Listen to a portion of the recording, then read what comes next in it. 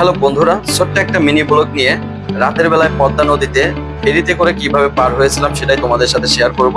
চলো দেখা যাক। আমাদের বাসটা কিন্তু ফেরিতে উঠে যাচ্ছে। ফেরিটা কিন্তু অনেক বড় পদ্মা নদীর উপরে। আমরা পাটুরিয়া ঘাট থেকে দৌলতদিয়া ঘাটে পার হচ্ছি। এখন আমাদের বাসটা কিন্তু ফেরির উপরে আছে। রাতের বেলায় ফেরির দৃশ্যটা দেখেন, অলরেডি ফেরিটা ছেড়ে দিয়েছে। আমি এখন ফেরির 3 তলায় অবস্থান করছি। এখানে কিন্তু ক্যান্টিনের এবং খাবার হোটেলের ব্যবস্থা আছে। আর ফেরির উপর থেকে দেখেন, 3 তলা থেকে নিচের তলা দেখা যাচ্ছে কত সুন্দর।